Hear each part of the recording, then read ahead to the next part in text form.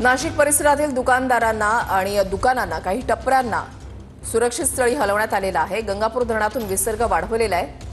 गोदाघाट आणि रामकुंड परिसरातील दुकानांमध्ये त्याच्यामुळे पाणी शिरलेलं आहे। जे टपरे आहेत त्यांना इतरत्र हलवलं जात आहे।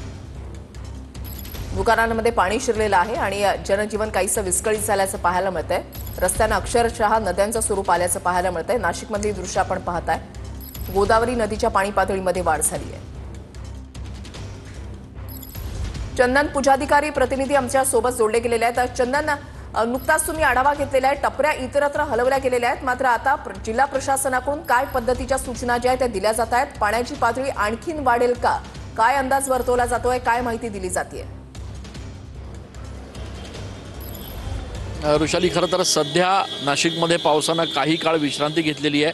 मात्र पाणलोट क्षेत्रामध्ये पावसाची संततधार सुरू आहे आणि गंगापूर धरणातनं आता पाण्याचा विसर्ग वाढवला जाणार आहे। थोड्या वेळानंतर जवळपास 1150 क्युसेक्स एवढा पाण्याचा विसर्ग गंगापूर धरणातनं वाढवला जाणार आहे आणि त्यामुळे आपण बघतोय की आज सकाळपासूनच किंबहुना कालपासूनच 5186 क्युसेक्स एवढा पाण्याचा विसर्ग आहे।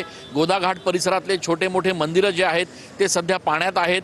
दुतोंड्या मारुतीच्या कमरेच्या वर पाणी पोहोचलेलं आहे आणि रामकुंड परिसरातलं जे पाणी आहे ते आता रस्त्यावर यायला सुरुवात झालेली आहे। आपण या ठिकाणी दृश्यांमध्ये बघू शकतो की या परिसरामध्ये ज्या छोट्या मोठ्या टपऱ्या आहेत, जे दुकानं आहेत, जे हॉटेल्स आहेत, त्या हॉटेल्समध्ये देखील आता पाणी शिरायला सुरुवात झालेली आहे आणि त्यामुळे प्रशासन, महापालिकेचे अधिकारी या ठिकाणी पोहोचत आहेत आणि या सगळ्या लोकांना सुरक्षित स्थळी हलवण्याचा प्रयत्न जो आहे तो या ठिकाणी केला जातोय। खरं तर देशभरातून लाखोच्या संख्येने भाविक जे आहेत ते गोदाघाट परिसरामध्ये या ठिकाणी धार्मिक विधीसाठी, पर्यटनासाठी बरोबर बरोबर नक्कीच धन्यवाद चंदन, दिलेल्या सविस्तर माहितीसाठी। अपडेट्स सातत्याने तुमच्याकडून जाणून घेणार आहोत।